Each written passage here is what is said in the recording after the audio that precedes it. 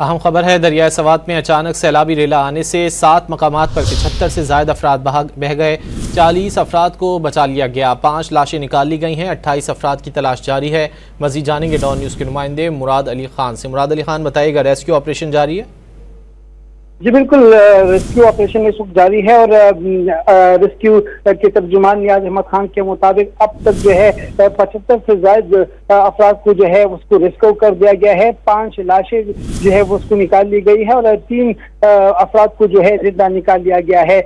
صبح سویرے بڑی تعداد میں جو ہے مقامی لوگوں اور سیاح، جو سوات ایک سیاحتی مقام ہے اور خصوصاً جو سوات کی جو دریائی سوات ہے بائی پاس کے مقام پر بہت سارے سیاح یہاں پر موجود تھے اور صبح سویرے جب سیاح پہنچ گئے دریا کے کنارے، وہ ناشتہ کر رہے تھے تو اس دوران جو ہے سیلابی ریلا جو ہے نکل آیا، تو انہوں نے سیاحوں سمیت مقامی لوگوں کو بھی اپنے ساتھ بہا کے لے گیا ہے۔ اس طرح سوات کے جو مختلف مقامات ہیں، مختلف تحصیلوں پہ جو لوگ دریائے سوات کے کنارے موجود تھے یا جو لوگ دریائے سوات میں کھدائی کرنے میں موجود تھے، باجری نکالنے میں موجود تھے، تو اس کو دریائے کہ سوات کی جو سیلابی ریلا تھا اس نے اپنے ساتھ بہا کے لے گیا تھا۔ اس وقت بتایا جا رہا ہے کہ 28 افراد جو ہے وہ لاپتہ ہے، اس کی تلاش جاری ہے۔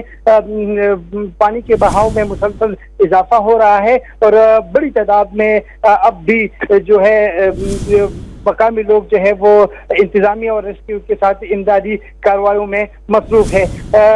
لوگوں کا یہ شکوہ ہے کہ پہلے کسی نے کوئی انفارمیشن نہیں دی تھی کہ سیلابی ریلا یا موسم خراب ہے، اس وجہ سے سیلابی صورتحال ہے، سیلابی ریلا نکل آ سکتا ہے، تو اس وجہ سے اتنا بڑا نقصان ہوا ہے۔ اس وقت جو ہے ریسکیو کے جتنے بھی ادارے ہیں وہ موجود ہیں دریائے سوات کے کنارے، اور جو سینٹرل اسپتال ہے وہاں پر زخمیوں کو اور لاشوں کو سعودی شریف سینٹرل اسپتال منتقل کر دیا گیا ہے، وہاں پر ایمرجنسی نافذ ہے اور اس وقت جو ہے جو مزید لاپتہ افراد ہے اس کی بھی تلاش جاری ہے۔ جی 40 افراد کو بچا لیا گیا ہے جبکہ 5 افراد کی لاشیں نکالی گئی ہیں، جبکہ 28 افراد کی تلاش کا عمل جاری ہے۔